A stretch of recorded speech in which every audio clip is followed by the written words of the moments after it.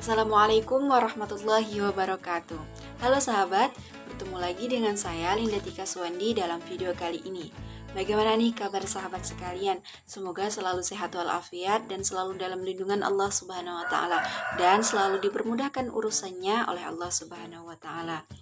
Baiklah sahabat sekalian, dalam video kali ini, pada kesempatan kali ini saya akan menjelaskan tentang isi kandungan dari beberapa surah.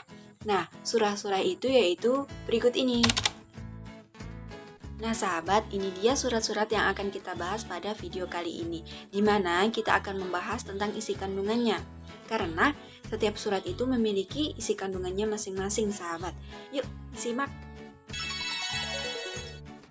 Nah baiklah sahabat, untuk bagian yang pertama yaitu surah Al-Fatihah, Al-Falaq, Al-Kafirun, dan Al-Ma'un. Untuk surat yang pertama yaitu Al-Fatihah. Jadi Al-Fatihah itu terdiri dari 7 ayat sahabat, dan ini merupakan surah Makkiyah, yaitu surah yang turun di Mekah.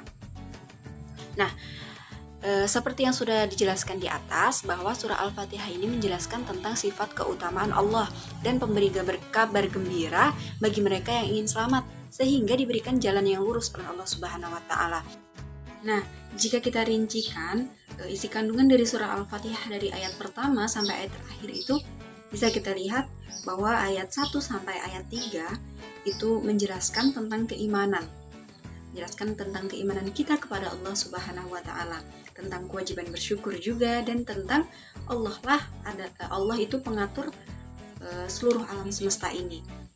Nah, untuk ayat keempat itu Maliki Yaumiddin. Maksudnya adalah Allah adalah Raja Pembalasan. Dalam artian bahwa setiap apa yang kita lakukan di dunia ini pasti akan ada balasannya kelak di akhirat. Nah, untuk ayat yang selanjutnya yaitu ayat kelima. Ayat ini perintah untuk kita beribadah kepada Allah, untuk kita meminta pertolongan hanya kepada Allah agar kita dapat jalan yang lurus. Nah, untuk ayat yang terakhir ini mencakup 2 ayat, yaitu ayat yang ke-6 dan ayat yang ke-7.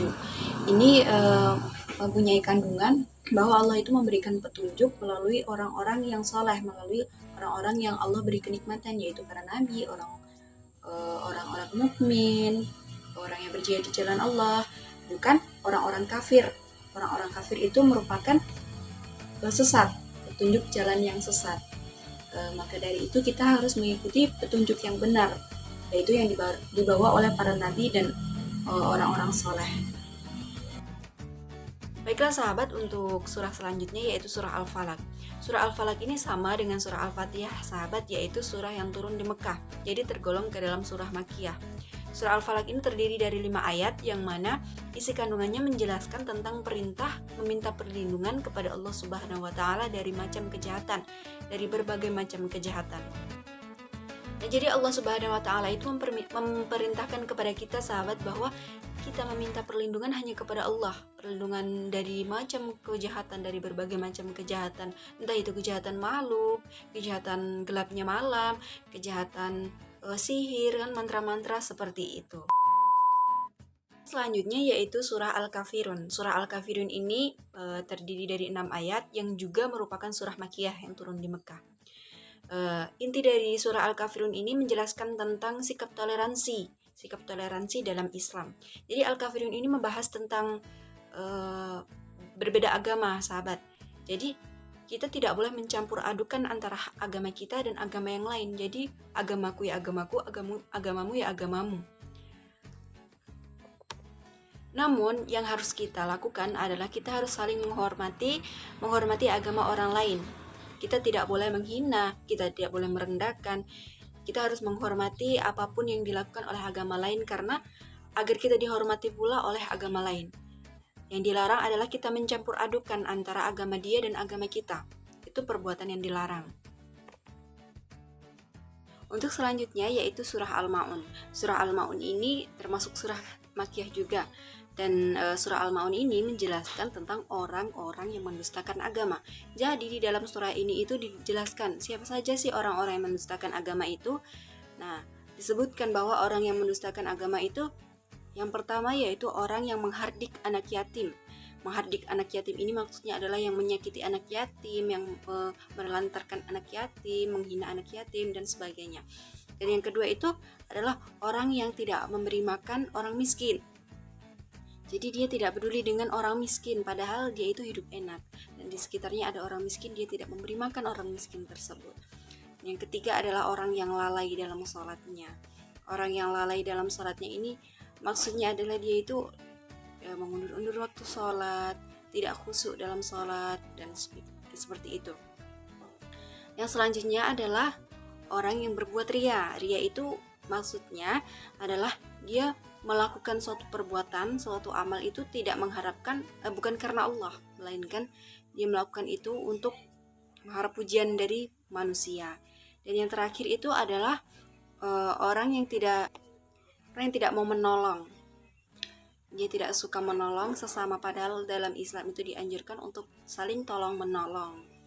Nah, itu tadi adalah orang-orang yang mendustakan agama. Dusta itu artinya bohong. Jadi jika kita mengakui bahwa kita itu adalah kita beragama Islam, namun kita termasuk ke dalam ciri-ciri yang sudah disebutkan tadi, berarti kita itu termasuk orang yang dusta kepada agama kita. Nah, untuk bagian yang kedua itu ada 5 surah. Yang pertama ada Al-Ikhlas, An-Nasr, Al-Kautsar, Al-Fil, dan At-Tin. Untuk bagian yang pertama, untuk surat yang pertama yaitu surah Al-Ikhlas. Al-Ikhlas ini juga termasuk ke dalam surah Makkiyah, yaitu surah yang turun di Mekah. Nah, surah Al-Ikhlas ini memiliki makna tentang kemurnian keesaan Allah, memurnikan keesaan Allah.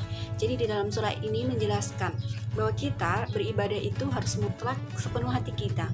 Dan surah ini juga menjelaskan tentang sifat-sifat Allah yang tidak dimiliki oleh setiap makhluknya. Surah yang kedua yaitu surah An-Nasr. Jika tadi sudah dijelaskan surah-surah yang lainnya itu termasuk ke dalam surah Makkiyah, nah surah An-Nasr ini berbeda. Surah An-Nasr ini termasuk ke dalam golongan Madaniyah karena surah ini turun setelah Nabi Muhammad SAW hijrah ke Madinah. Nah, surah An-Nasr ini menjelaskan tentang janji pertolongan Allah kepada umat Islam, dan umat Islam itu pasti akan memperoleh kemenangan. Selain itu juga surah An-Nasr ini menjadi kabar gembira untuk Rasulullah SAW yang akan mendapatkan kemenangan dalam menaklukkan Mekah atau disebut dengan peristiwa Fathu Mekah. Selanjutnya yaitu surah Al-Kautsar. Dalam surah Al-Kautsar ini menjelaskan tentang nikmat yang banyak. Jadi Allah Subhanahu wa taala itu telah memberikan nikmat yang banyak kepada manusia. Dan dalam surah ini juga menjelaskan tentang perintah Allah kepada umat Islam untuk selalu beribadah kepada Allah Subhanahu wa taala. Dan juga Allah memerintahkan kepada umat Islam untuk berkorban. Selanjutnya yaitu surah Al-Fil.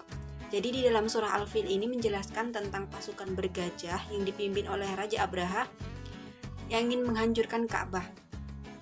Namun hal tersebut tidak berhasil karena Allah mengirimkan burung ababil yang membawa batu-batu panas dan melemparkan kepada pasukan bergajah tersebut sehingga mereka mati dan rencana untuk menghancurkan Ka'bah tidak berhasil. Selanjutnya adalah surah At-Tin. Dalam surah At-Tin ini menjelaskan bahwa Allah telah menciptakan manusia dalam bentuk yang sebaik-baiknya, dalam bentuk yang paling indah, jasmani maupun rohani. Dan Allah itu membekali manusia dengan akal dan nafsu, dan manusia juga diberikan potensi oleh Allah Subhanahu wa taala.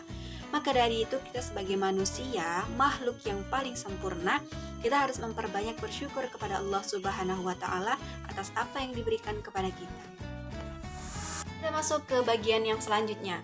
Ada surah Al-Mujadilah ayat 11, Ar-Rahman ayat 33, An-Nisa ayat 8, dan An-Nisa ayat 146. Yang pertama ada Al-Mujadilah ayat 11. Jadi sahabat, dalam surah Al-Mujadilah ayat 11 ini menjelaskan tentang adab dalam menghadiri majelis dan pentingnya ilmu sebagai pegangan hidup manusia. Jadi saat kita menghadiri majelis, kita sebagai umat Islam itu harus berlapang-lapang. Maksudnya bagaimana? Maksudnya kita mempersilahkan orang untuk menghadiri majelis tersebut, dan kita tidak usah mengambil tempat duduk yang tidak perlu. Jadi kita fokus dengan apa yang disampaikan dalam majelis tersebut. Selanjutnya yaitu surah Ar-Rahman ayat 33. Dalam surah ini menjelaskan tentang motivasi menuntut ilmu dan mengembangkan teknologi. Jadi sahabat, Allah tidak memberikan batasan kepada manusia untuk menuntut ilmu. Bahkan manusia itu bisa menjelajah ke ruang angkasa dengan ilmu pengetahuan yang dimilikinya. Namun yang terbatas itu adalah kemampuan manusianya. Jadi Allah memberikan kebebasan untuk menuntut ilmu sesuai dengan kemampuan yang dimiliki manusia tersebut. Baiklah, selanjutnya adalah surah An-Nisa ayat 8. Jadi sahabat, surat An-Nisa ini menjelaskan tentang warisan, bahwasanya Allah memerintahkan agar memberikan bagian kepada kerabat yang bukan ahli waris, seperti anak yatim dan orang miskin yang hadir saat pembagian warisan. Surah yang selanjutnya yaitu masih An-Nisa ayat 146. Bisa sahabat sekalian baca terjemahan surat An-Nisa ayat 146 tadi, bahwa inti dari isi kandungan surat An-Nisa ayat 146 ini adalah anjuran agar umat manusia itu bertaubat. Baik, kita masuk ke bagian yang selanjutnya yaitu surah Al-Baqarah ayat 153, Al-Imran ayat 134, Al-Anfal ayat 27, dan Al-Ahqaf ayat 13. Al-Baqarah ayat 153. Surah ini menjelaskan bahwa jika kita ditimpa cobaan yang berat, mintalah pertolongan hanya kepada Allah dengan sabar dan salat. Al-Imran ayat 134. Surah ini menjelaskan tentang karakter orang yang bertakwa, yakni gemar berinfak, menahan marah, memaafkan, dan suka berbuat baik. Al-Anfal ayat 27.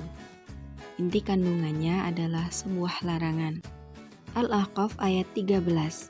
Jadi surah ini menjelaskan tentang keadaan orang yang benar-benar beriman kepada Allah, yaitu orang yang mengakui dan mengatakan bahwa Tuhan kami adalah Allah.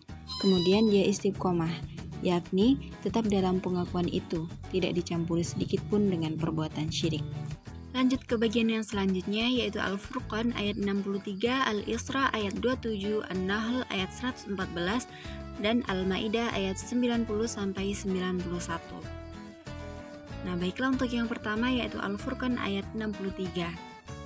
Jadi inti dari isi kandungan surah Al-Furqan ayat 63 ini yaitu mengajarkan agar kita memiliki sifat yang rendah hati. Selanjutnya Al-Isra ayat 27.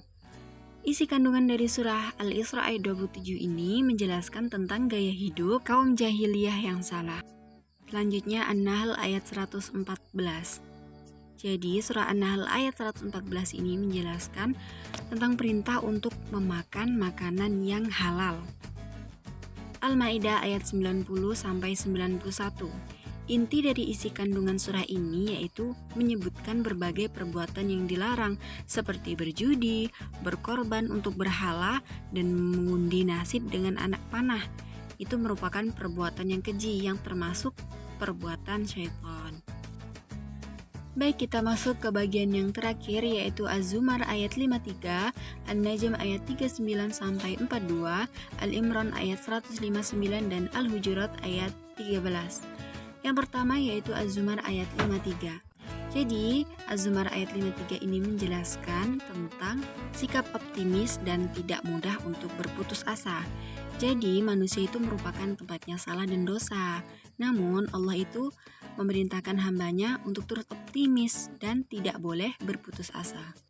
Selanjutnya, An-Najm ayat 39 dan 42. Isi kandungan dari surah ini yaitu Allah Subhanahu wa Ta'ala ingin memberitahukan kepada orang-orang yang mau berusaha keras dan bersungguh-sungguh, karena suatu saat akan mendapatkan hasil yang sesuai dengan usahanya tersebut, di mana untuk memulai proses tersebut adalah dengan niat. Al-Imran ayat 159. Isi kandungan surah ini yaitu menjelaskan bahwa Rasulullah itu memiliki sifat yang lemah lembut. Sifat terpuji itu disebabkan karena rahmat Allah. Karena sikap lemah lembut inilah orang-orang mencintai Rasulullah dan suka berdekatan dengan beliau. Yang terakhir adalah Al-Hujurat ayat 13. Surah ini menjelaskan bahwa Allah itu menegaskan jika seluruh umat manusia adalah satu keturunan. Satu keturunan itu berasal dari Nabi Adam dan Siti Hawa.